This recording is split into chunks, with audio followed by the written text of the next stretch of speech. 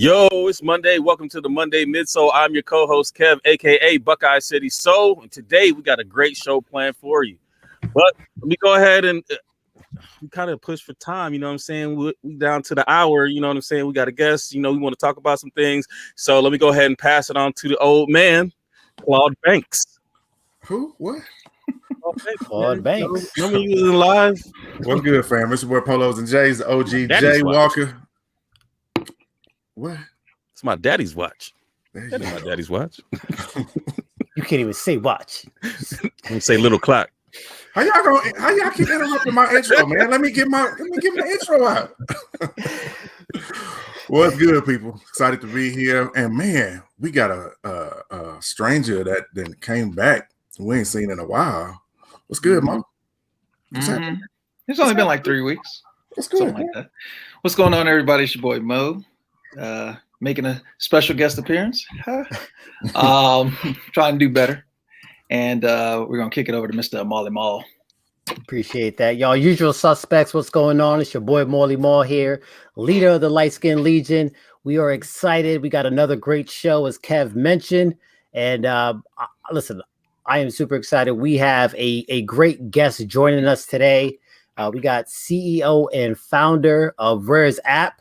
If you don't know, you will, that's for sure. Former Baltimore Raven, Notre Dame alum, Gerome Sapp's in the building. What's going on? What's good, man? Thanks for having me. Listen, man, it's a pleasure having you on. Like I said, super excited. So usual suspects, you know the deal. You have any questions, feel free to throw them in the chat. But we're going to get the interview started. All right. So we'll go with the softball questions per usual. Get us going here. So Gerome, tell us, what sneaker was it that got you started in the culture? Man, it had to be Air Force One. You know, my dad got locked up and money was tight. You know, I went from wearing Ruse to X900. And then one day my mom came home with a pair of Air Force Ones, and I thought that was the most beautiful thing I'd have never seen, man. So once I got to have them Air Force Ones on, that was it. I mean, I thought I could do everything that the NBA guys could do. That kind of led me into the culture. Then my dad got out. I remember he got me a pair of J4s, and that kind of hooked me from that point on. So, but it started off with the Air Force Ones, though. All right, white on white. What was it? Actually, it was purple on white. The purple on white. All right. I guess it's fitting. I respect it. That time I went from kangaroos to, you know, I didn't care what color it was. Nope. Nice. Nope. So, yeah. You was rocking them every day too, weren't you? Hey, till the soul fell off, man. That's Literally. it. Been there. Ozzie Smith used to rock them Ruse. Yeah. No, that's awesome, man. So for those who may not be as familiar with your story, give us your background. You know, I mentioned some of the achievements there, but you know, tell us your story. Sure, man. Well, I grew up in Houston, Texas. I grew up in a Ward, which a lot of people don't know was a kind of a tough neighborhood. But one of the things was I intimately knew what it felt like to have a lack of access and opportunity. How I grew up, how the neighborhood grew up, the culture around me grew up. So I always told myself, if I ever had an opportunity to start a company, the number one thing we supply was access and opportunity to the masses, especially to the marginalized cultures that I grew up in, that raised me. So ended up getting a scholarship, University of Notre Dame, a football scholarship. I was a finance major there.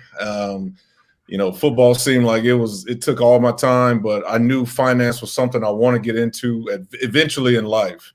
Ended up fortunate enough to get drafted, played for the Ravens, played for the Colts, and in the offseason, I ended up getting my MBA at Harvard Business School, which is where RARES kind of started a little bit. At that time, you know, I began to really collect sneakers. And I remember a dude stepped on my sneakers on the way to class. And I was like,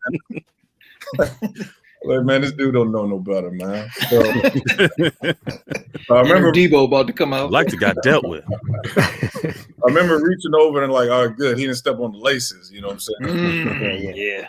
Wiping my shoes off in class. And I was like, man, there's got to be a better way to derive value out of these sneakers, because I knew at that time sneakers were appreciating in value faster than gold, the S&P 500, and a lot of other securities that we trade every day. So I was like, man, what if you can turn this sneaker into a stock?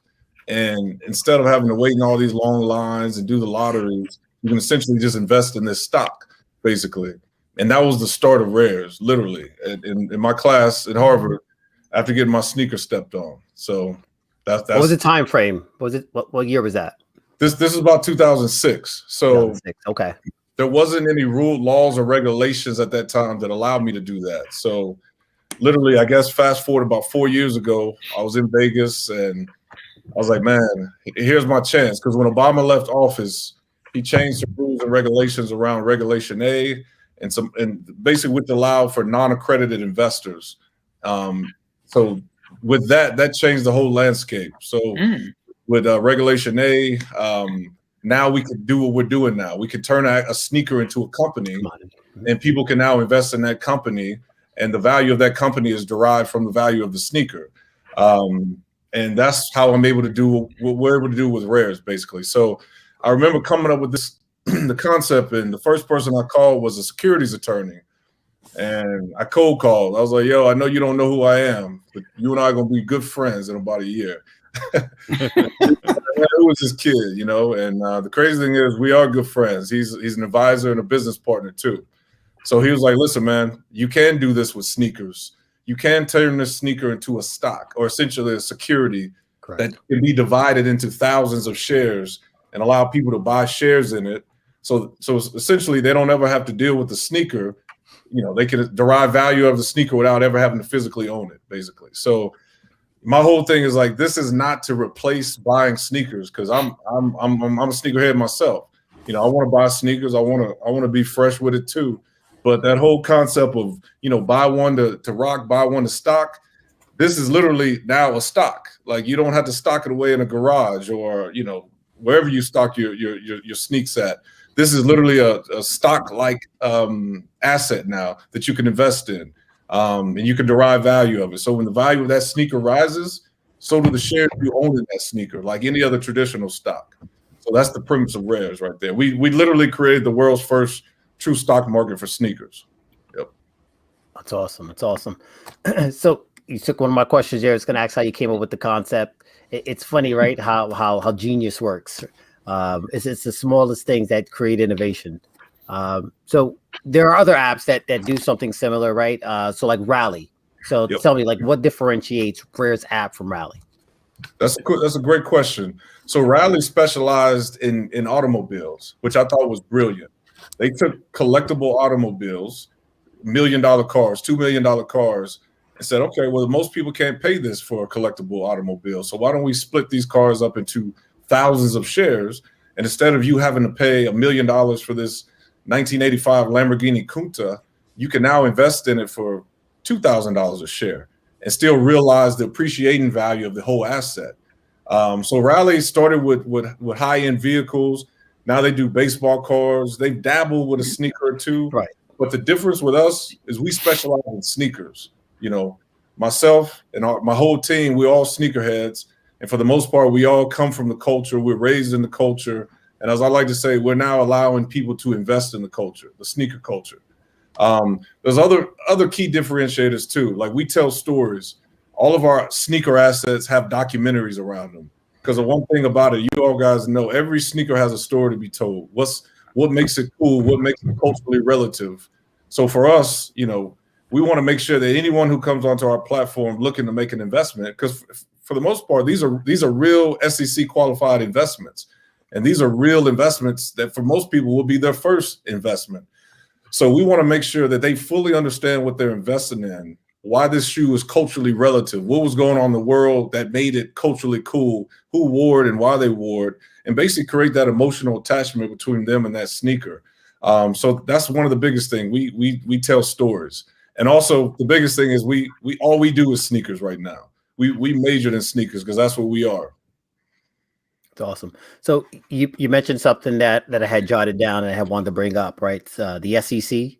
Yep. Securities Exchange Commission. So talk to us about that. There is a video on the app, right? If you go to Instagram in the highlights, there's a video that gives a background on RARES app, and one of the things that comes up is the fact that it is qualified by the SEC. So can you go into that? Absolutely, man. So we're all qualified by the SEC. This is literally a security you're investing in. We take a sneaker, turn it into thousands of shares qualified by the SEC, meaning these are real like stocks, basically. So, you know, if you want to be honest, man, that was one of the most daunting things when thinking about this, having to go to the SEC and, you know, the whole qualification process, about a 200, 300 page document we had to submit and really get real detailed into each sneaker. You know, what are we doing? Why are we doing this? But, you know, once you put your mind to it, anything's possible. So we got through that, and we got our first round through of sneakers, and now we're actually in our second and third round of sneakers too. So basically what that means is we're legit. we're legit. We're governed by the people who govern the stock market. That's exactly what that means. Yep. Right. Yep. No, I saw that. It's one of the things that really jumped out to me. And I know not everyone understands that. Yep. So I thought it was important, right, as we talk about the app, the legitimacy, and I'm sure there'll be other questions around like the mechanics of it. I know I have a few of my own, but I thought that was huge. So that's awesome. So you're going to be able to purchase ownership shares of said sneakers, different stories. There's one that comes to mind. It was a recent purchase. Yeah. Some of y'all might have seen it. It was a sample pair, won at the Grammys by this artist, Kanye West, right? No, so in all seriousness, right? Walk us through that whole, you know, purchase, that transaction, the 1.8 mil on the Grammy Yeezy sample from Sotheby's. That's a good question, man. So I guess to start this story, I had to go back to 2008 myself. That was the last year I played in the NFL, and you know, I know a lot of athletes, and you know, a lot of people can relate to this. That people who've been doing something for so long, and then you have to change, and a part of your identity is associated with that. You kind of wonder, now what? And you know, now, you know, what am I going to do now? And how is the world going to really perceive me now? I know a lot of athletes go through that when they retire. A lot of veterans as well go through that. I was kind of going through that in 2008. And I remember seeing that Grammy performance. And when Kanye came out with those sneakers, I mean, I was a sneakerhead. And I know they've been working on those sneakers for a year, an innovative kitchen with Nike. And basically the whole kind of idea of a new beginning and bigger things coming ahead. That's what that sneaker meant to me when he unveiled it. It really was a new beginning for him and a whole new shift in terms of his brand and how he was valued, and you know, the whole fashion part of his brand. And for me, that was like, man, if he can do it, shit, I can reinvent myself too, and I can become something bigger. And this end of one chapter of my life, the NFL, something bigger is happening. And I remember that feeling that I had. So actually, when I saw that Sotheby's was actually selling the sneaker, I actually called Sotheby's and was like, yo, let's make a deal. So sure enough, we made a deal. They wanted more for the sneaker. I negotiated down, and you know, here we are right now. So yeah. So that shoe's going to be available for purchase. So that shoe will be available for purchase. So the biggest thing about that shoe is I didn't think it belonged in a museum, man. That shoe was literally going from museum to museum, from one rich collector to the next. I was like, man, this shoe belongs to the culture. So what if I buy this shoe and offer it up in terms of fractional ownership for thousands of people who love the sneaker culture, love this particular shoe, or just love it like Kanye West or whatever? You can own a piece of this shoe for as little as $15. So as that shoe increases in value, so does the investment you make in there. So you may not have 1.8 million to spend on that shoe, but you may have $15 to invest in it. And that $15 can go a long way in that particular shoe. So my idea was kind of like, listen, let's take this shoe out of the museum and let's bring it down to the everyday people, especially the cultures that made the sneaker industry hot. Those cultures were left out. The sneaker industry kind of left that culture behind. They took the value and they took the popularity, but they left the culture behind a little bit. So this is my way of saying, no, let's reintroduce the culture to this at an affordable price now. That was the gist of it. Applaud that, man. Yeah. That's awesome. So you said for as little as $15, that shoe is going to be available. Yep. So come June 16th, we'll open up the IPO on that shoe. And what that basically means is opening up the IPO, just like when a company goes public, they have an initial public offering, this shoe will go public. And anyone who comes into our app, which is RARES app on the iOS store, or just goes to our website, rares.ios, can participate in it. Basically, all you're doing is buying shares. If you want to buy 5 shares, you can. If you want to buy 10 shares, you can buy shares in that particular sneaker for as little as $15 a share, basically. Once the IPO closes, which means all the shares, so essentially we have 72,000 shares available, outstanding.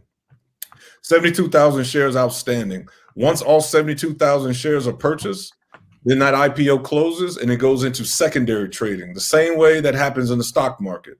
So essentially, if Mo got in on the IPO and I'm like, dang, I want to get in on the IPO, but all the shares were purchased, I'll give you, if you got in at $15, I'll give you $20 a share. And that's how you can make your money and liquidate your position. The first way. But eventually we're going to end up selling that shoe to someone, to some collector, and everyone will make their delta on the back end, hopefully. Yeah. I love it. I love it. So what shoes are available on the platform now? Oh, as of now, actually no shoes are available now, but as of May 13th, the all black everything Hove Air Force One will be available. Okay. Those are some of my favorite right there. Only 10 pair were made ever, and we're IPOing 2 of those pair too. So they were made for the World Basketball Association.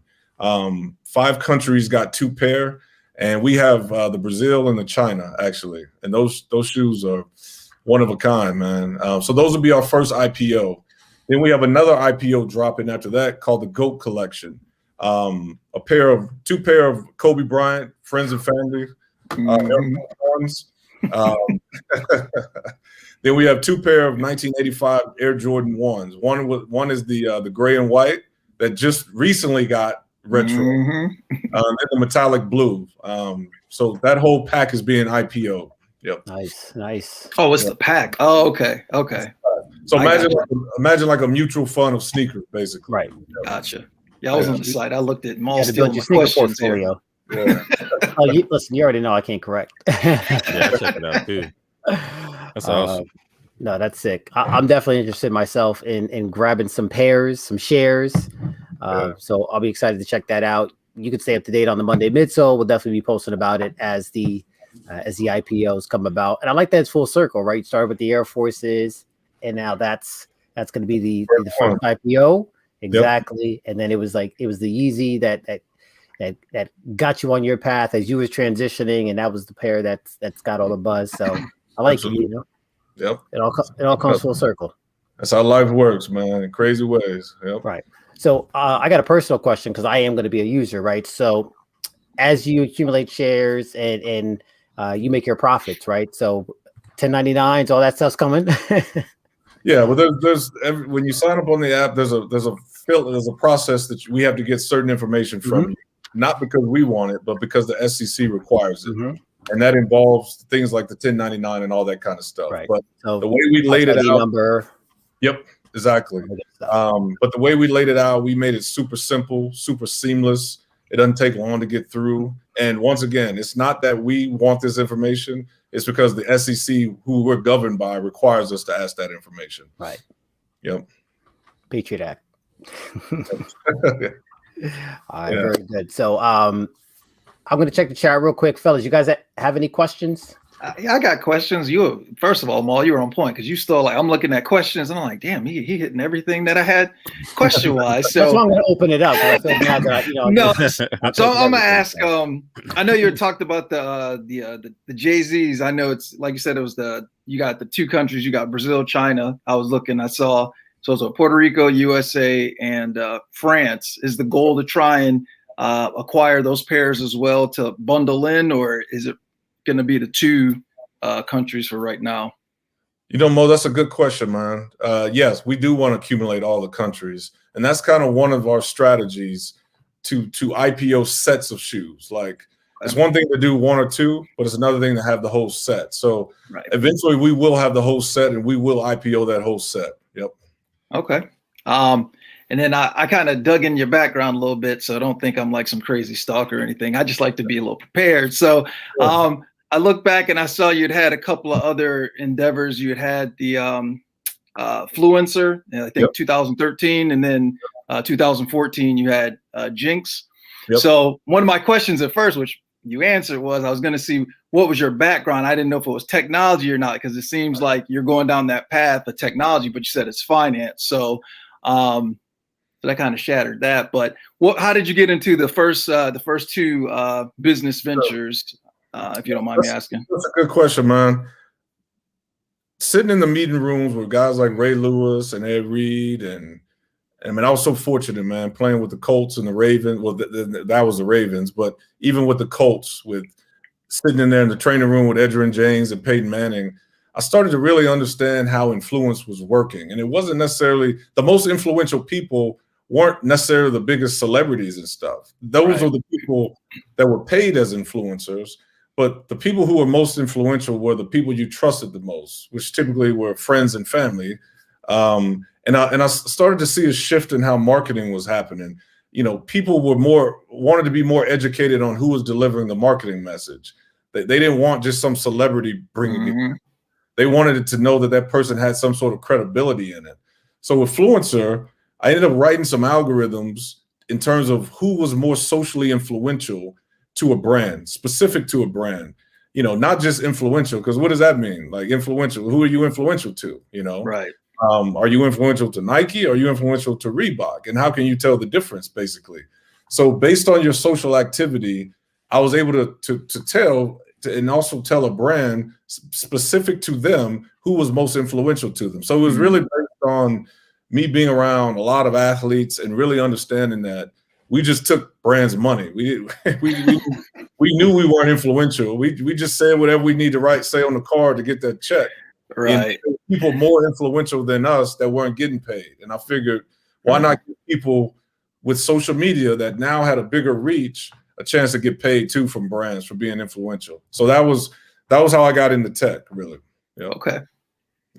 Yeah, I saw that. And I'm like, okay, so is there, I know this is new, but and this is my last question, because I know chat, y'all got stuff in chat. Y'all can wait. Just be happy I'm on the show. What's the end goal for this? I downloaded the app. I know when I was looking, it said that the app was coming. And then when I looked today, I was like, oh, okay, the app's there. I was on the website earlier. I'm on the registration list for when those Yeezys drop. But what's the end goal? I know it's kind of soon, but is there an end goal that you have for this? Yeah, you know, so obviously there's personal and there's business goals. But I always believe if your personal goals align with what your business goals are, the best things happen. So for me, you know, where I come from, financial literacy is a big issue. It's a huge issue. You know, I like to spend my time helping my family become more financially literate. So one thing that I want, that I demand of our team, is to, you know, create educational videos. So in terms of a personal goal for me, I want to make sure that those cultures that I came from, those communities, understand what investing is. What is fractional ownership? What is a share price? You know, what all these things that, you know, in some communities and cultures come secondhand just because that's everyday conversation, not so much in our culture and community. So if nothing else happens from this app, if people learn the lingo of investing, and if this is their first investment, we teach them, or we allow them to be successful in it because we educated them on it. That's my personal goal. Now, what happens from a business standpoint afterwards, as long as that happens, I believe good things will happen from that point on. I agree. Yeah, I was talking to my business partner about this like maybe 3-4 days ago, like 5 a.m, and we were going through it, and he was like, that's genius. And we were just going back and forth, and I was just like, yeah, I could definitely see it, you know, the direction. So I think what you got going is really good. And I think, you know, what you're driving, everything, it'll do very well. Appreciate you, man. Appreciate it. All right, I'll shut up now. All right, Kev, Marcus, anybody got questions? You want to read leaks? Sure. Yeah, why not? So let me find it real quick. I'll paraphrase. I know it was related to whether or not you would introduce NFTs. Oh, there you go. As another means of investment on the platform. So yeah, actually, so the issue with NFTs at this moment is actually the SEC. You know, part of the issue with Bitcoin and, you know, the currency and is money laundering. Obviously, so SEC kind of looks down on that right now. So, however, I believe in the next 4 to 6 months, they'll open up the platform for NFTs and things of that nature. Because this is a perfect NFT kind of fit right here. So I think in 4 to 6 months, we'll be able to do some sort of NFTs that are governed by the SEC as well. Yep. Okay, very nice. So we got to keep the legitimate tag, right? So we got to keep everybody happy. Yep. Makes sense. All right. Marcus, same thing on your end? I have a question on the sneakerhead end of it. You know, being that you purchased the Yeezy, which is a grail to most. What is your personal grail for your own collection, or do you already own your personal grail? That's a good question, man. I actually did buy my grail, actually, and we're going to IPO that. And most people never heard of it, but it was one of those things that I was like, man, like no one's ever heard of this, but this shoe is extremely important, and it's the Nike Air Ship. You know, that started everything. You know, everything. He had to wear that shoe. It was literally the first shoe that was banned, but obviously in the bread colorway. So that's my grail, my biggest grail. And we actually have one right here that we're going to end up IPOing. So nice. Yep. I was able to purchase the grail. So yep. Very nice. Yep. Very nice. Yep. Looks like I'll be owning that one too soon. Thanks for purchasing my grail.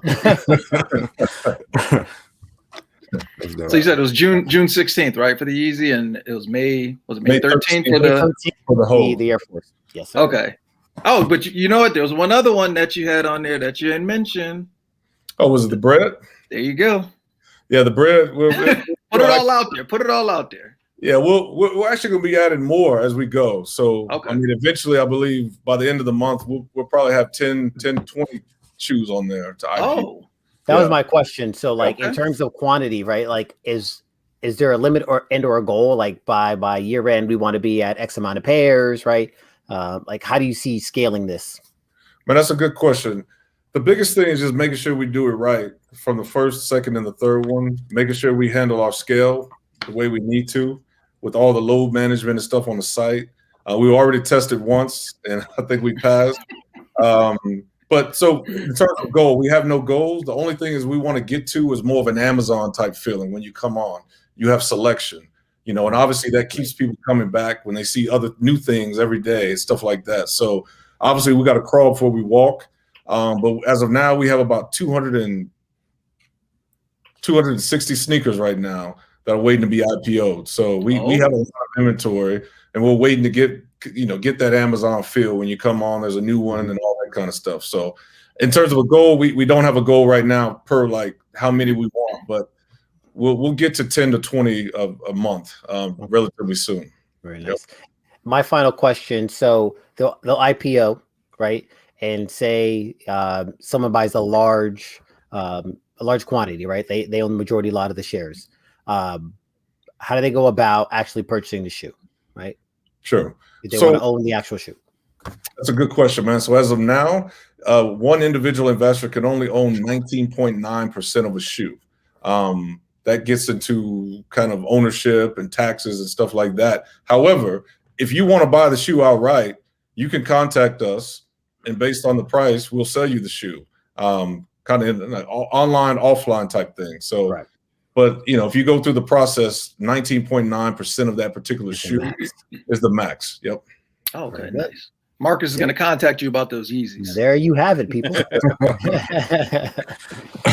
No, I think it's dope what you're doing, because I mean, I think that people need to get in the stock, like you said, especially people that look like us, and having people, you know, being able to be literate when it comes to that space. But also another thing that you said about, you know, the brands leaving us behind. It's just like, all right, well, I can't get these shoes. Well, maybe, you know, because I've started investing in stuff, and I'm investing in the things I have no idea exactly what it is, but I know that, you know, where it's supposed to take me. I know, man. I know. And you know what I'm saying? And it's so far, I mean, it's on a small scale, but it's been successful. So it's pulled me in even deeper. So I think that what you're doing is you're going to usher a lot of people into, you know, the finance world, and people are going to want to go down that path. And I think that's awesome because we definitely need that. You know, a lot of the things that we go through is because we don't have that financial backing, you know what I'm saying? Like we don't have that knowledge to put us up there. So I think that, you know, it's a great transition because I think people are going to start graduating because I'm not buying anything in May. I'm gonna try not to. We're gonna see. We're gonna see. I'm trying not to, but I am gonna try to invest in May where I may have bought a shoe, or if I do try to get a shoe, I'm not going to pay resale. Gotcha. So if I don't get a shoe and it's a shoe that I was going to pay for, then I want to invest that. And I think that, you know, being able to get in on your company, I think that would be a great start for a lot of people. Yeah, man, you hit it on the head. You know, our goal is, you know, there's so many people who know so much about sneakers that they literally can become the Warren Buffett of the sneaker world, investor world. They just the tools and the site that facilitates that. And that's essentially what we created. We created something that facilitates those transactions where you can use your sneaker knowledge to make money off of it. So you're right. Introducing a new type of finance and a new way to make money off something you already know about is essentially one of our goals, you know? Right. And something you're passionate about. And you don't have to worry about getting robbed. Yeah. that too. You know, my background is finance. That's my 9 to 5 or what have you. So, and I work with a retail investor, and it's intimidating. So to have it in something that is easy to digest with sneakers, like you said, a lot of people are more comfortable. They know they have a wealth of knowledge about it. Like it's a great platform. I'm very excited to be a part of it, to watch it grow, and you know, appreciate it. Wish you the best, man. Thanks, man. Appreciate it. Thank you, guys. Yep, no doubt. You're not done yet, Jerome. You're staying on with us. Yeah, let's keep it rolling. Yeah, we get flowers. We get flowers early and often, right? So, let's keep it pushing, fellas. All right, you want to go? What's in the box? You good to stay on for a little bit? Yeah, we'll be respectful of time. Okay, all right. Yeah, if you got a jet.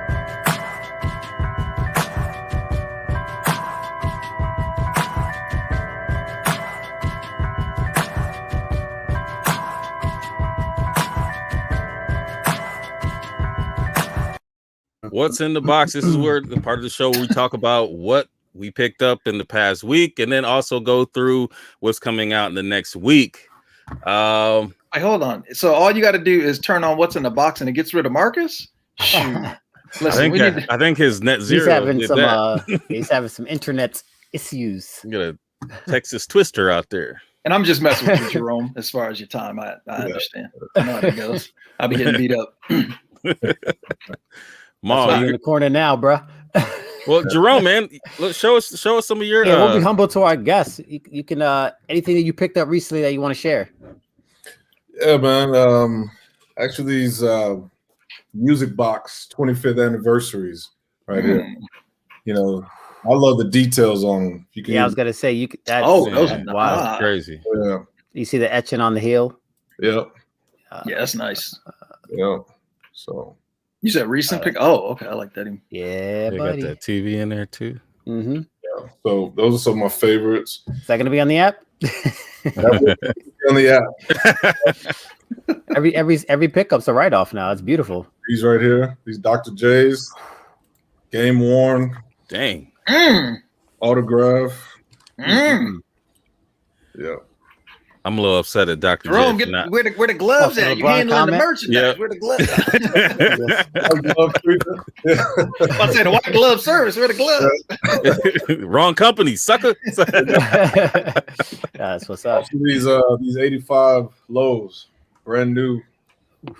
Yeah. Okay. Wow. Oh, nice. So we got some stuff. So, I'm about to say, you sitting on some pairs over there. Yeah. Yeah. Them Jordan 1s don't never go bad either. Right. Yeah. I'm about to say. So about those. Well, yeah, man. I mean, let me ask one question real quick before we get into everybody else's shoes. So, like, what about shoes kind of like Jordan 5s and shoes that break down over time? how does that affect the value of the shoe?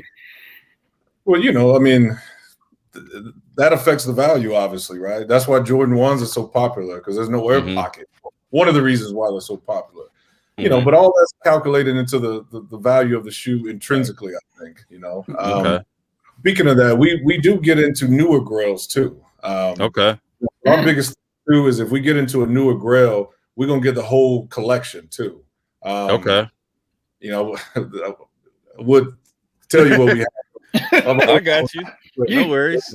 We deal with whole collections, because for a lot of sneakerheads, they may have 1, 2, 3, or 4, maybe even 5, but they may not have 10 to 20 of them, basically. So we want to make sure we're appealing to the hardcore sneakerheads too. It was like, oh shoot, well, I don't have time to go get the rest of them. I might as well invest in this collection right here. So just so everyone knows, we deal with newer stuff too, but it has to be super rare or the whole collection of it. Yep. Nice. If you come across some history of flight pairs, let us know. I'll let you know. Let him know. Money bag. Nice. What's some grails, man? Our grails? Yeah. My grails are basic. Stop it. Yeah, which I don't know why you call it a grail, because a grail is a something that's unobtainable. So I don't know why you call it a grail. I say a grail is my favorite shoe. But that's not what the true meaning of a grail. That's not the true meaning of a grail. I don't have a grail. I got a few. Mag or something. I don't know. I only have one true. I know what your one is. Go ahead, Marcus. Let me. Yeah, everybody know what it is. It's the Legend of the Summer 3.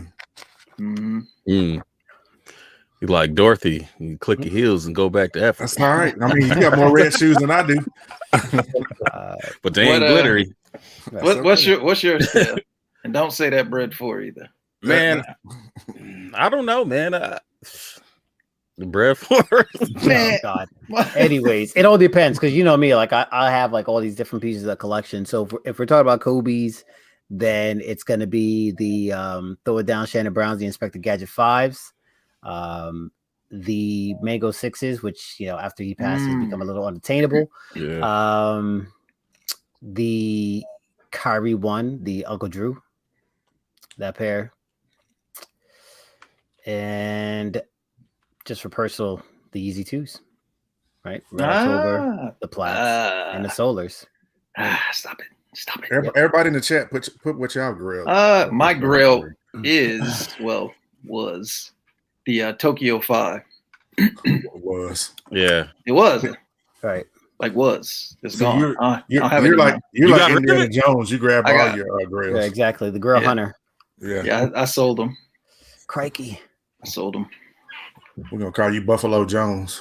I will. That one hurt, because I'll probably never get that one again. DS, because there's so few of that size. You pick up anything?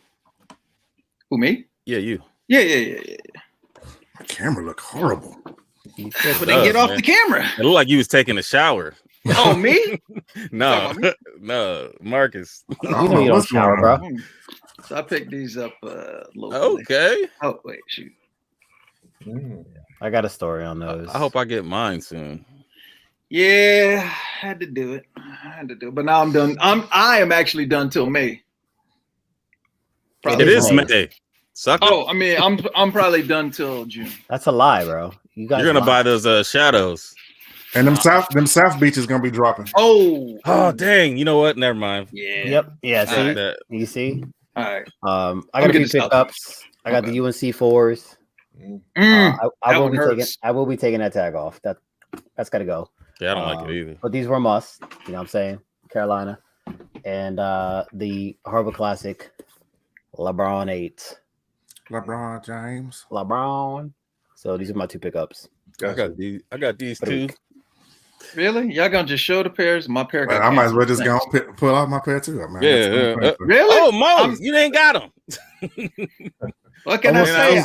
When you use certain these. services and your orders get canceled, we ain't gonna say no names. Kev, you can put that down. We're not in. Oh, please, please don't. I love this shoe, man. Y'all some haters. It's not important. I went for it. I don't put my name in the hat, but it is what it is. Sorry, Marcus. You don't have range. IBA. That's for you. All right, well, we got Marcus. We got anything else? I only got one shoe. I got something on the way, but that's it. All right. Patina, any of y'all going for those tomorrow? I already got them. Yeah. I know you do.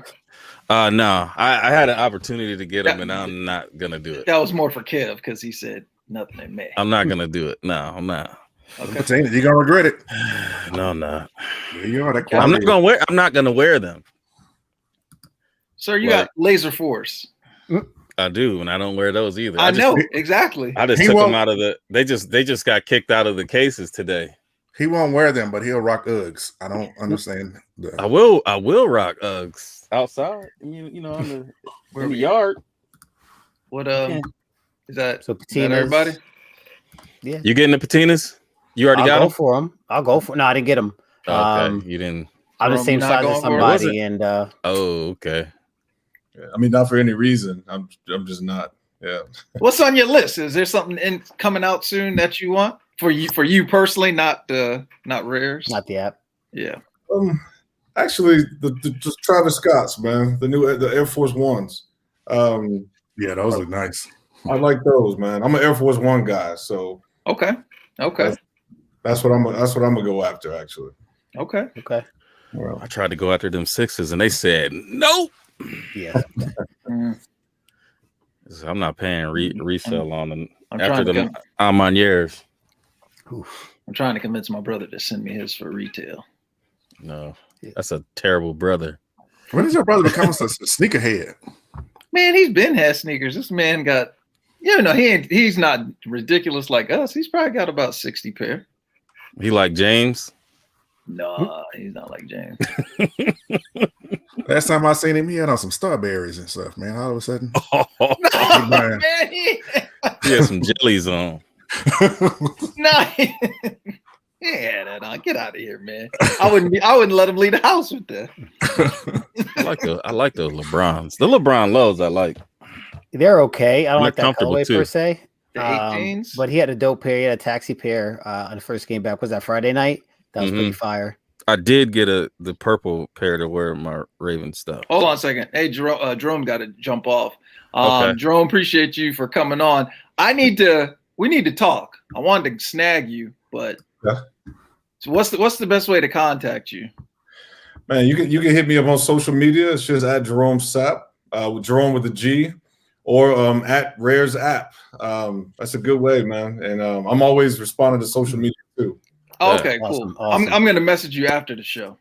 Okay, that's what's up. Cool. Appreciate you. Listen, man. Appreciate you coming on. Tell the people where else they can find you. At Gerome Sapp on IG, or at RARES app on IG, and Twitter as well, at RARES app. Yep. And the RARES app is available on iOS. The RARES app is available on iOS. It's just RARES app, or you can go to the website. It's just rares.io. Yep. All right, yep. And the link is in the description. Absolutely. So after the show, everybody make sure to download and get ready. May 13th is the first IPO. Blue Bubbles. Loaded and ready. Excited. All right. So we'll definitely be in touch with Jerome. Have a good one, man. Thanks, brother. Appreciate you, Jerome. Right, thanks. Take it easy. All right. So I went through kind of what was coming out real quick. It's stale, y'all. There's really no reason to go through it. As you see, I want to get to some topics. All right. About 15 minutes or so. We're gonna hit the with the LeBron. When I pull up something, it doesn't let me pull it up all the way right.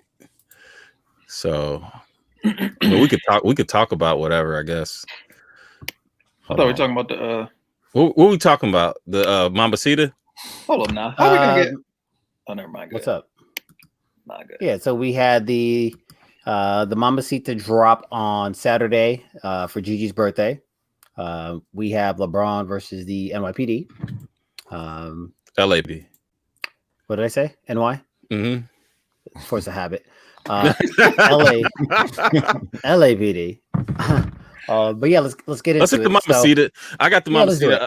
The Mambacita. Yeah, I see it here. So on Saturday, May 1st, Vanessa Bryant, Mamba, and Mambacita Sports, they came out with their first official apparel, and that was under the Mambacita moniker, which was in honor of Gigi's birthday, which was Saturday, May 1st.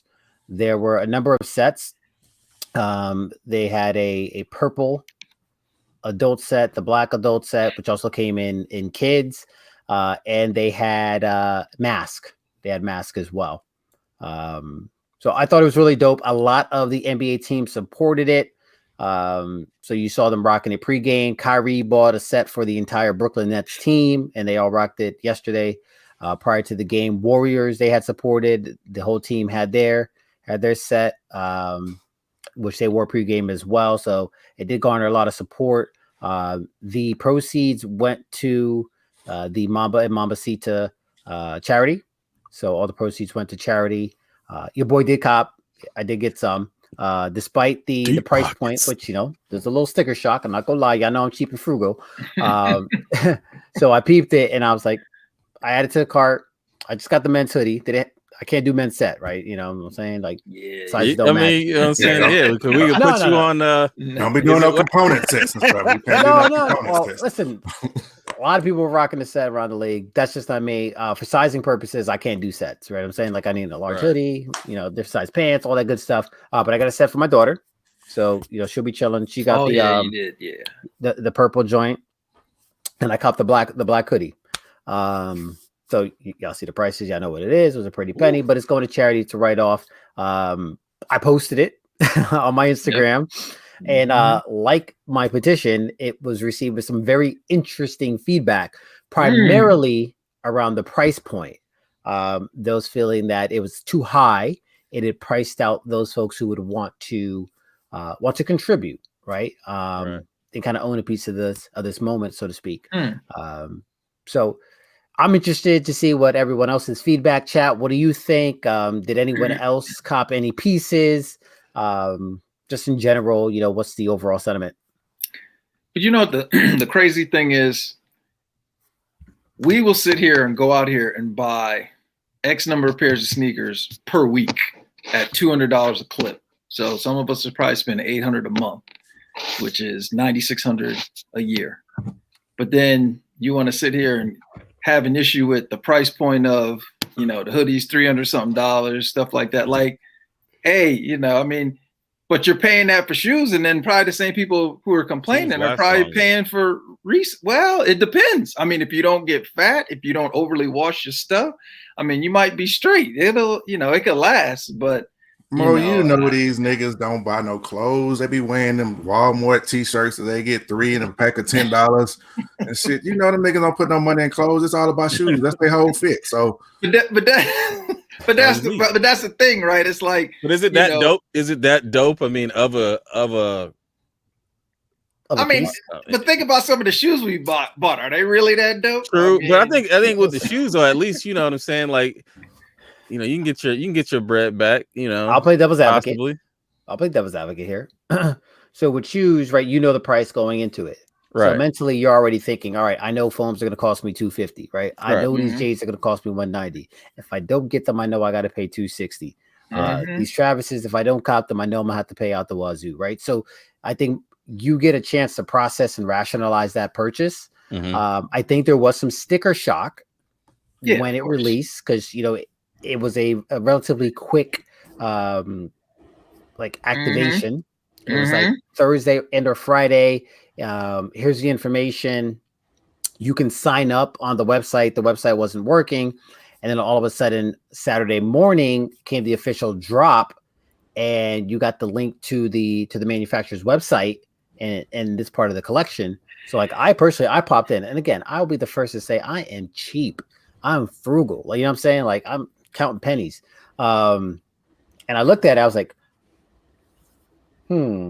like I normally would not pay that for a hoodie. Like, I'll just keep it. Right. Like, I got a couple, I got some Supreme and stuff like that, which ends up being up there, but you're talking about like $2.25 damn near for a hoodie, and then the same for a children's set, which you're only going to be that size for so long. I went through mentally, like, do I want to do this? Do I not? I added the cart right away, right? And I'm like, all right, boom, let me chew on this. And at the end of the day, it's going to charity. It's a write-off. You know what I'm saying? So like, that helps me rationalize my purchase. Again, we talk about we rationalize it. And I was like, all right, click. Before I even had a chance to talk myself out, I was all right, click. All right, got to pay for shipping too. All right, boom. Face ID, submit, done.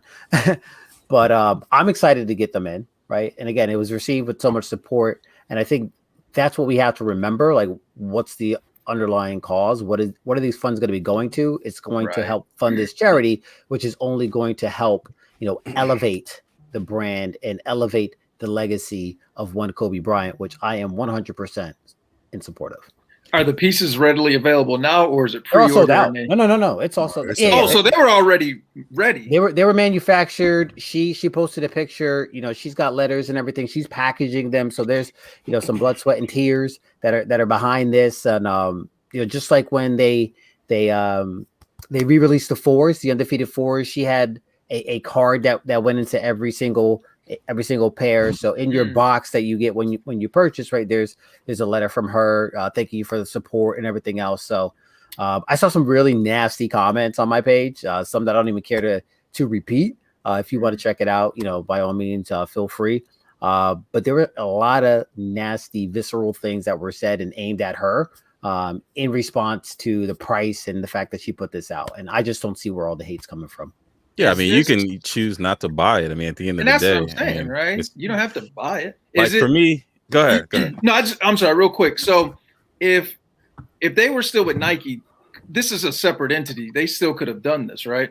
I'm assuming. Yes. Okay, gotcha. Okay. Because I was just wondering the severance between Nike and then this drop was so quick. I think it's just happenstance because this has to be in the works. I got you. This isn't something that you put together in 17 days. Exactly. And that's what I was getting at. Okay. Right. Because she owns the brand. She owns Mamba. She owns Mambacita. That's why the Mamba Sports Academy, they had to change their name, right? They came to an agreement, whatever the case may be. That's neither here nor there. But yeah, she owns the rights to just about everything Kobe related. The only thing that she doesn't own the full rights on would be the Kobe logo. She's right. She's right. Yep. I just can't see. I mean, like, I'm not afraid to spend some money. I mean, this jersey is cost more than that sweatshirt. But I just think this is a elite. This is a field jersey. What's that? 350? Yeah, 360 something. But like, you know what I'm saying? Like, I collect jerseys. Like with a hoodie, like honestly, there's hoodies that I'm like, man, I remember I had that hoodie and don't know where the hell it is right now. I'll be mad as hell if. You know what I'm saying? Like, first of all, I don't know the quality of it, which I would imagine it better be made out of the finest Persian, whatever. You know what I'm saying? Yeah, you know what I'm saying? But I don't know what it's made out of. Like the Travis Scott clothes. And then they cost a lot of money. You would think that they would be, great, but I mean the shirts are wide and high. Like, Nick, I'm not wearing that. I'm 40 years old. I ain't wearing that. I gotta man, come on. And that's the thing. We all have our thing. Like, I'm not spending what you spend on jerseys. Right. I don't see the relevance in that, but you do. Whereas in a hoodie or something like that, that's my thing where you don't see the relevance in it.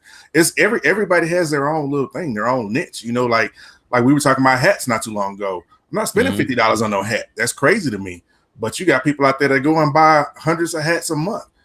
Everybody has their own little thing. So I can't knock the price when I see it because just like you said, every time Travis puts something out, it's gone. It sells out. It's not my thing. It might not ship for. Yeah, I mean, you might not get it to next year, but a year. Get you some cool Kais on the way. You get an outfit next year. Right. That's fashion, though, man. I mean, everything ain't for everybody. Shit, I gotta live to be old enough. I gotta live to get the damn shit. COVID taking brothers out. They're gonna put it in my casket with me. Like, wait, go ahead and open him up. This man. All right, what else we got? I don't know. Did the chat say anything? I'm pulling up. I'm just curious to see what they think. No, they ain't really. We could talk about is it whack? I got a couple that y'all might want to see. I'm always good with is it whack? All right, hold on. Let me transition here. You got that one I sent you with Mo on there? What? The fuck I miss? Nah. That's it. Like what?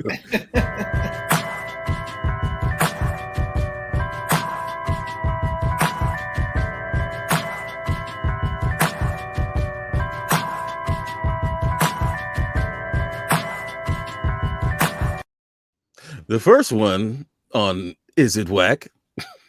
We got this gentleman right here at a Panera. Oh my God. Carving up a UNC4. Is it whack? Do you really need that? I don't understand it personally. I don't either. I'm still trying to.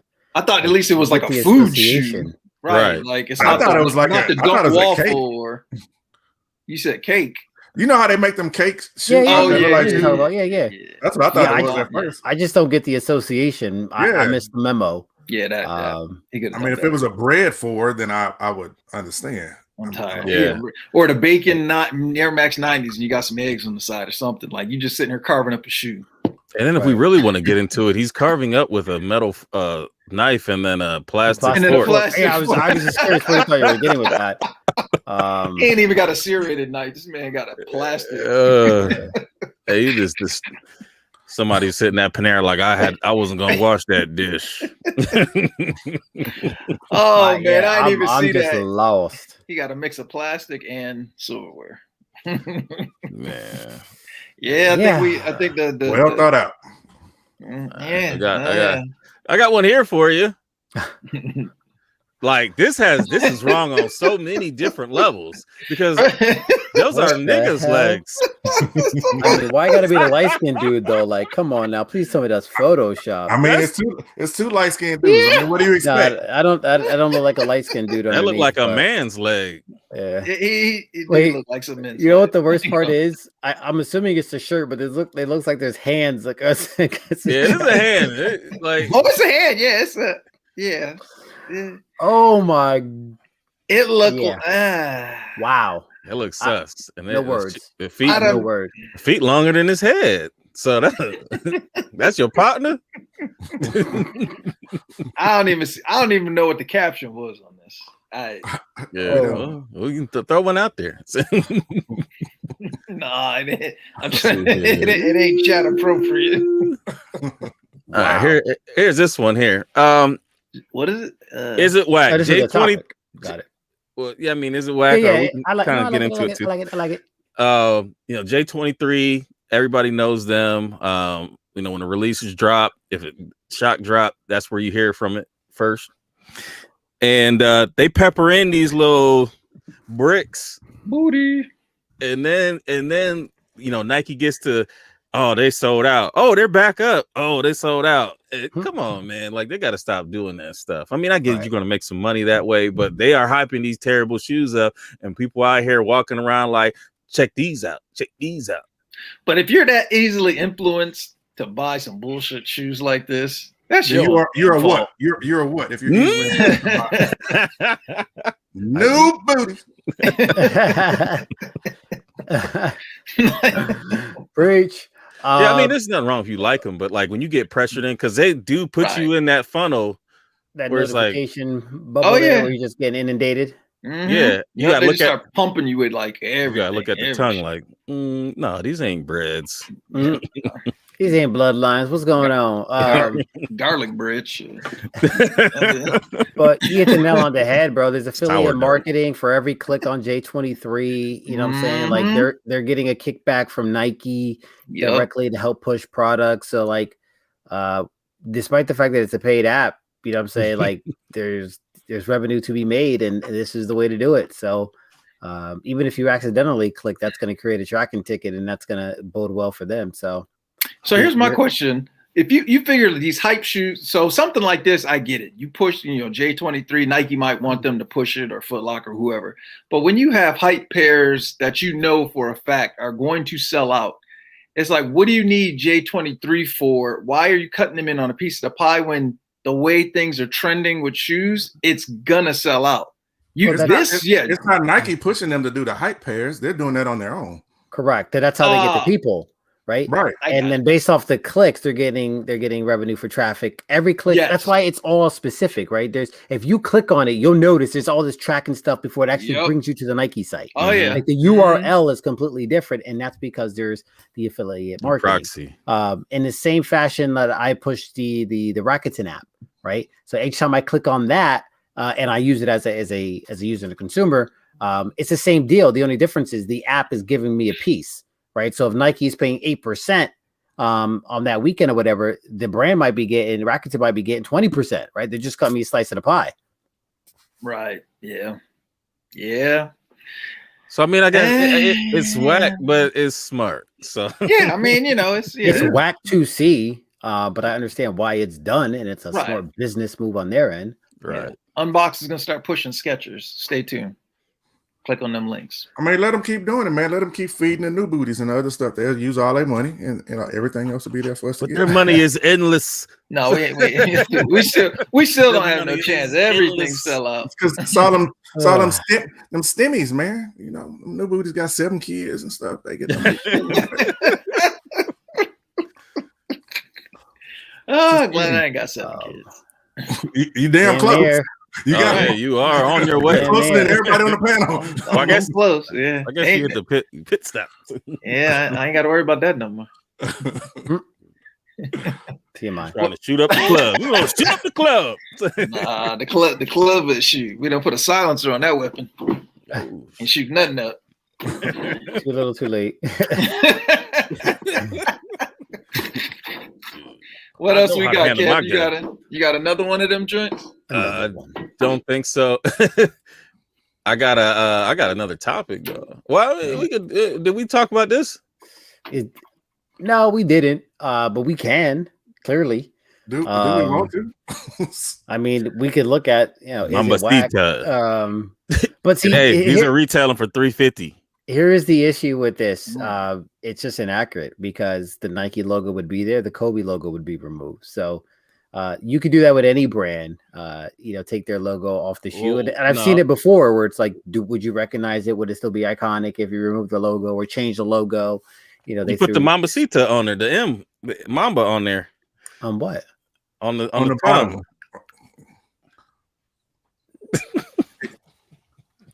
Would they be whack?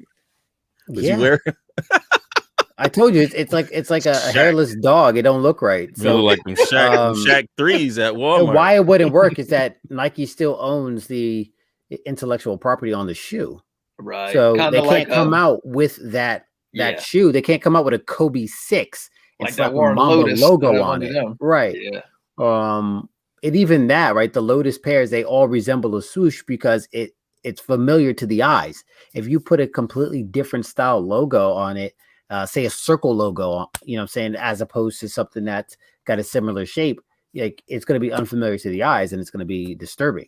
I want to have a brand lawyer on. I think Retro Talk Forum had a lawyer on there that was in the sneakers, and I mean, I like to ask some questions in regards to intellectual property and I could work on that. And yeah, let's do that because I think that would be cool to just kind of dive into, are these shoes going to be taken off the market and are they going to be worth something? Because I'm ready to let them go. So, and if they, if something happens, then I'll just hold on to them and sell them later on. But this is whack. All right. Why I said, man, time and time again, just get the deal done, Nike. Do what you got to do, bro. All right. Let's just talk about this one here. The union from the LAPD issued a letter to Adam Silver trying to see if, LeBron had violated some league policies when he tweeted out that message about the police officer in Columbus. And everybody knows what happened. And I mean, I know that there's a lot of people that have different points of view on what happened. I mean, I'll say mine. I mean, we can all kind of go. Let's kind of dissect the situation from the beginning. Mm-hmm.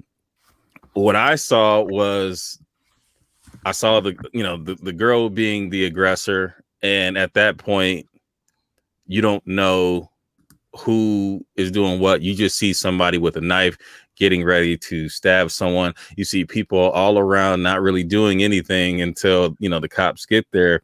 And then the cop had a split second. And that's the only time. I mean, that's one of the only times where it's just like, yo, the cop wasn't wrong for doing what he did. Now, we've had some dirty stuff happen in Columbus. I mean, but, you know, for this specific case, I think that when we lump that in with George Floyd and, you know, everybody else, I think that it dilutes. I think it dilutes the cause, you know, the real problems that we're encountering out here. But I mean, maybe y'all seen something different than what I saw. I mean, it's several ways you can look at it. I mean, one thing I look at is why you got to bust 4 shots. I mean, it take 1 shot to stop somebody. You know what I'm saying? And then why do they always have to be lethal shots? Right. You know, and I mean, we've seen videos where someone was swinging a knife at cops and they still never shot him. And I mean, I'm appreciative of the cop that he was able to save the other person that was involved in the situation. But at the same time, you didn't have to kill one to save another. You could have just disabled that person by shooting them in the leg or anything else. But 4 shots, diffuse the situation. I mean, one shot is all it takes. That's it. I mean, the girl not Superman, but so, I think she was handling. She was flipping. She girls. Can't handle no bullet though. No, I mean, sure. that bullet. No, but I'm saying that, like, I mean, if you've never shot anybody, you don't know if that's going to stop them. Maybe they're going to continue to have momentum. So, I mean, I'm not saying that he was right. I've never been in the situation, so I can't tell you how I would react. I mean, honestly, I think if I had to shoot somebody, I would probably empty the clip. But Kev, that's a police officer and they're trained. Right, you're a civilian and that's not your everyday life. They're not even trained. I mean, they go to training for 6 months, and you know what I'm saying? That needs to change. Like, how you can go do hair and you got to be in school for longer than somebody that can take out somebody's life. You know what I'm saying? Like, and I think that they need to do psychological evaluations on these cops after a certain amount of time, because that PTSD, you know what I'm saying, that resentment, you don't know if that person's reacting out of fear. You don't know if they're reacting out of racist. You don't know if they're reacting because, you know, their nerves or whatever. But I get what you're saying, though. Like, I mean, I can't, like, but I can't speak to it because I've never been in that situation. Right. I mean, none of us can, but I'm sure that cop has been in similar situations. You know, I mean, that's what they do daily. You know what I'm saying? So even if they only have 6 months of training, it's still a life that they live every. How long that cop was on the force? I mean, many years. He wasn't a rookie. No, I think he was somewhat new. I think that guy was somewhat new. Now, the lady that shot the young man in Minnesota, she was on the force for like 26 years, and she pulled out the wrong thing. I'm like, bro, how do you? Yeah. I mean, but then again, I mean, I haven't been in that situation, but you know what I'm saying? Like, you got to pay for that. If you make a mistake, you got to pay for it, right? So they need to make the mistakes weigh enough for people to actually think about it, because I think a lot of times, like, hey, you know what? It's just a black dude. You know what I'm saying? Nothing's happened historically. So they just continue to do that. Or if they get fired, they go to another police department and get hired on there and then do the same dumb stuff. You know, like the only question that I always raise is, you know, if they were white, would you handle the situation differently? And we see video, and that seems to be, you know, the situation. I mean, there's a video of a white guy swinging a knife at a cop, jump in his car, drive the car off. I mean, and then if they do arrest them, they're like stopping to get them food, giving them water. Like the amount of empathy is just completely different. Did y'all see the video? That's cool. Did y'all see the video in Minnesota where the older white guy, I think he was 61, was in the white pickup truck, and he, you know, the cop's arm, I guess he rolled the cop's arm up in the car, and he was the guy was trying to drive off. He was backing into and then pulling forward, and then he took off down the street with the officer pinned his arm in the car. But you had officers right here, and nobody thought to shoot this guy or do anything. And this man literally takes off in the truck with the officer's arm pinned, and he's on the side.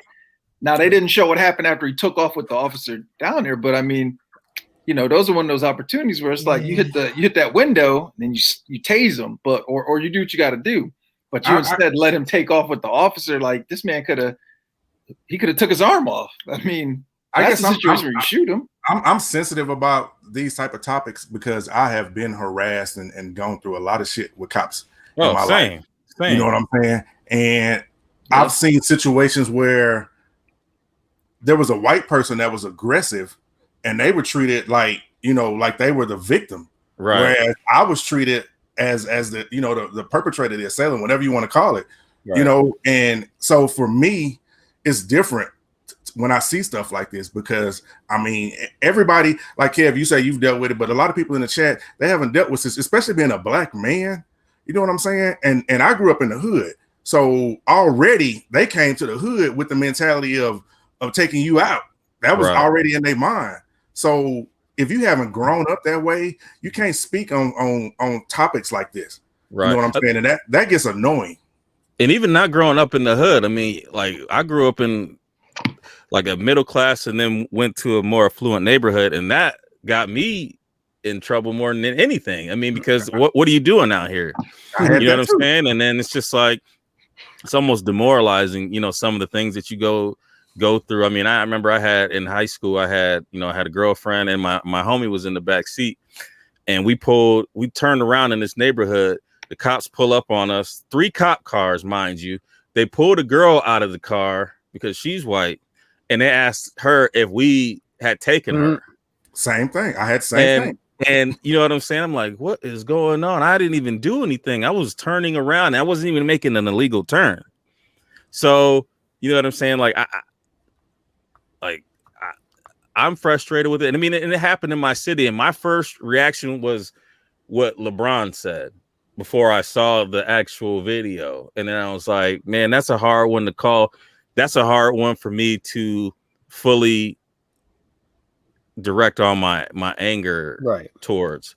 So I just think the tweet in and of itself, it just got blown way out of proportion.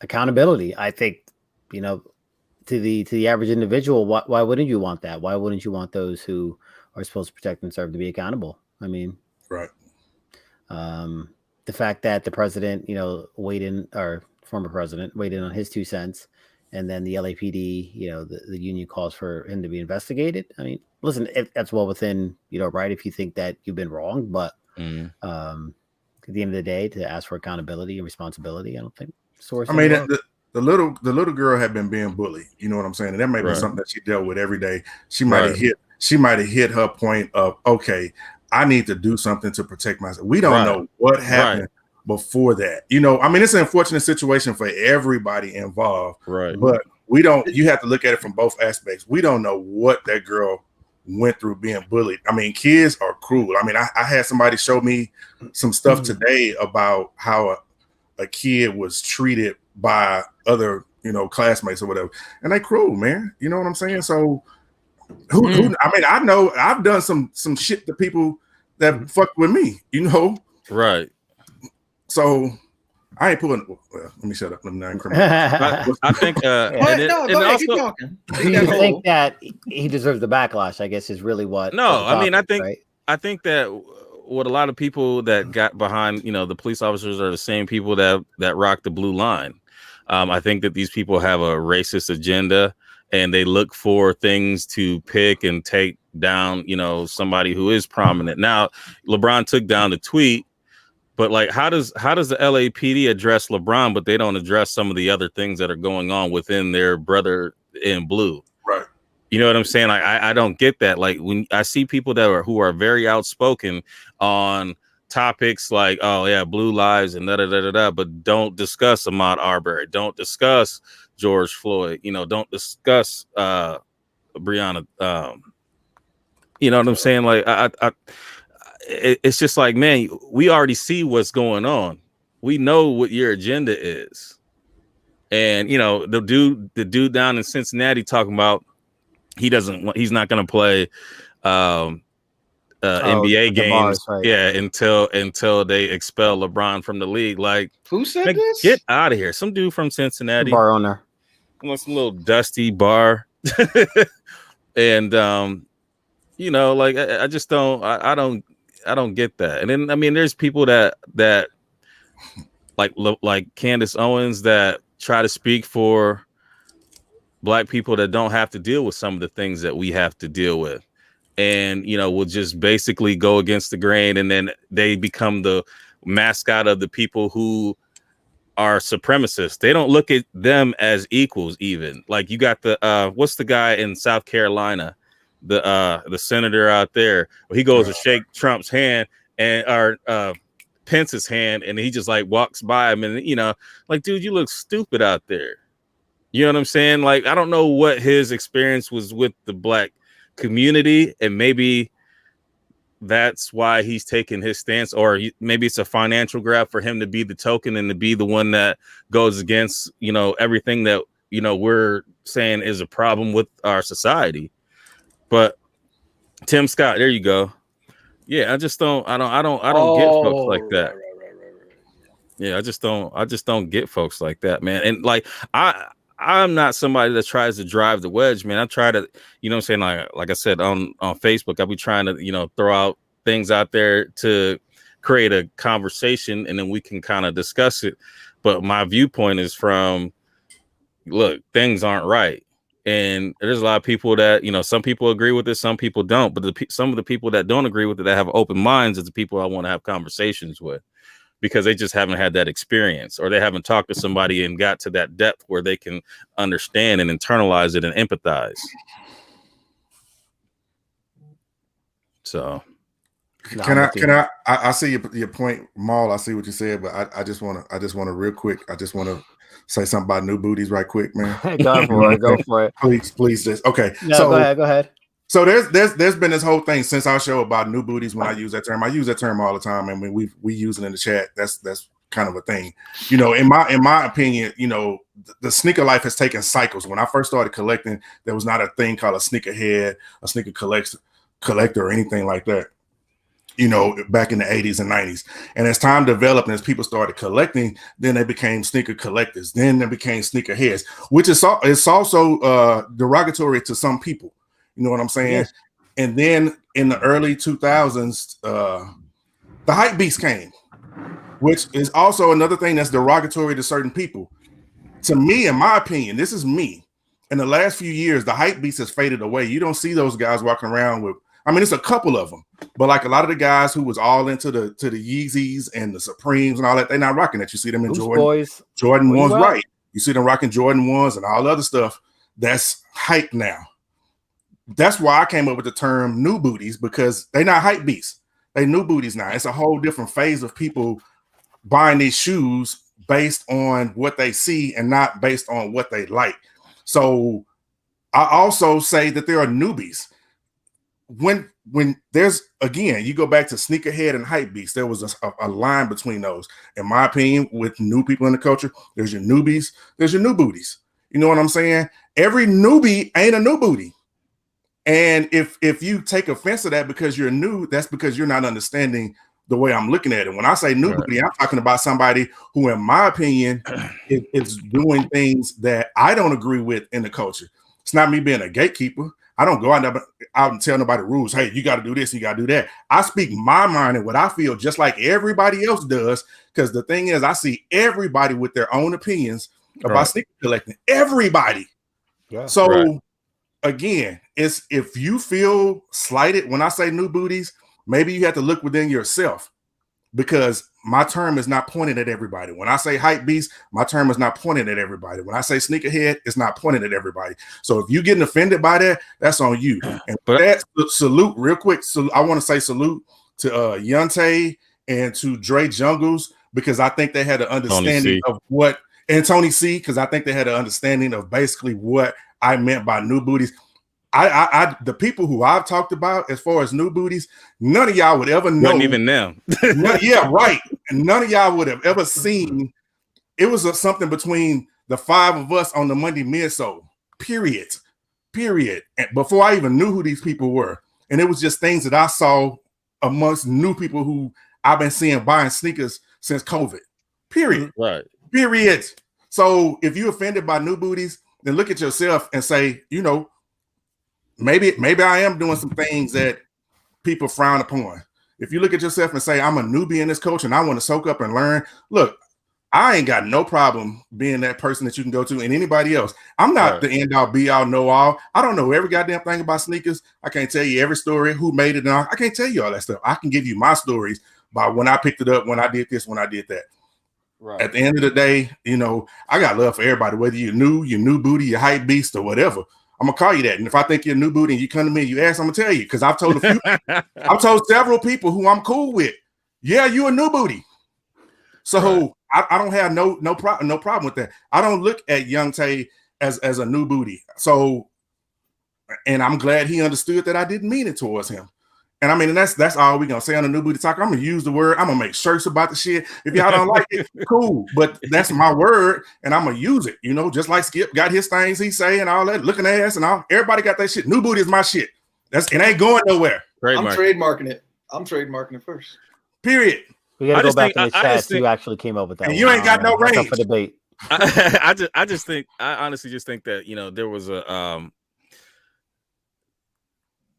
plot that was trying to be created, and you know,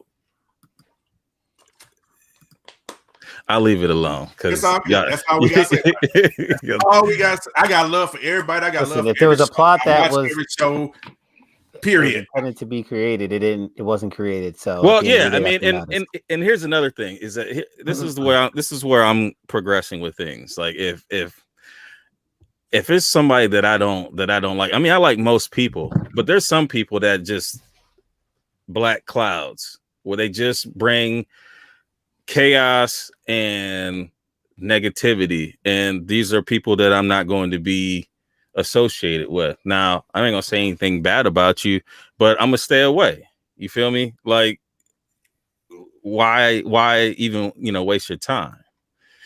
So I'm gonna leave the comments alone. We're not gonna even address it. We're gonna move on. What we got? Hold on. No, let's go. I just want to see it. I got love for everybody. Period. Point blank. Bottom line. People know who they are. They know what they do, and they know why certain people have walked out of their life for the shit that they do. And sometimes they need to learn from the things that they do to try to change up who they are and what they represent. Period. Point blank. End of story. Mo, you ready to shout out? All right, shout out to Jerome. Appreciate you for coming on. I'm gonna hit you up later. Shout out to you fellas. Appreciate you guys as always, keeping me uplifted. Apologize for the MIA-ness, but you know, things are a lot going on.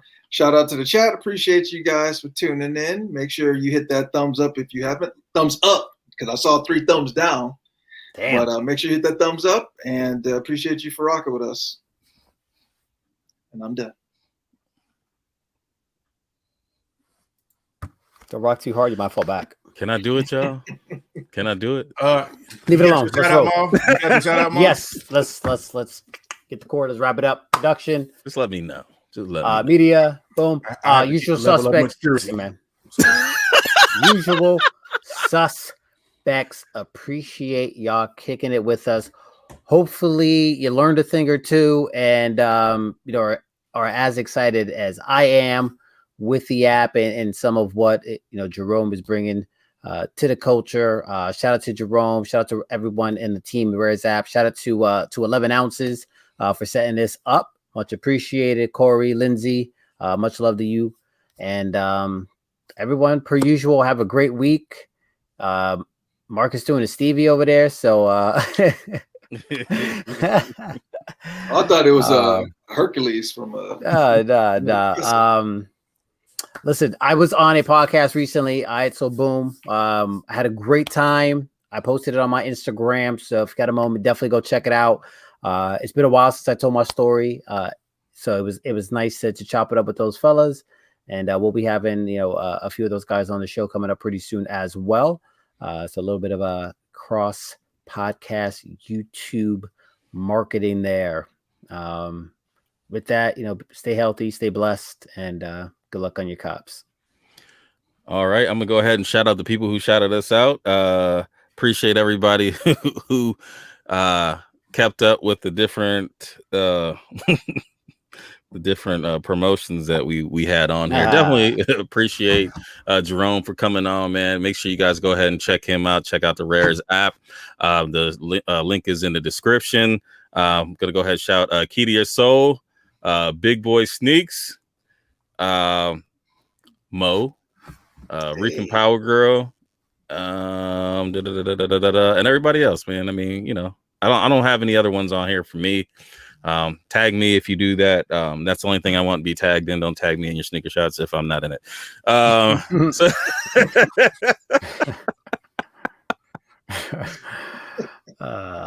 Funny. Bring it home, Pops.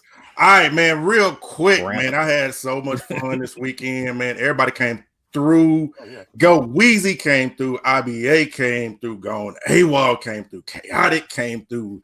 Mrs. Jones came through.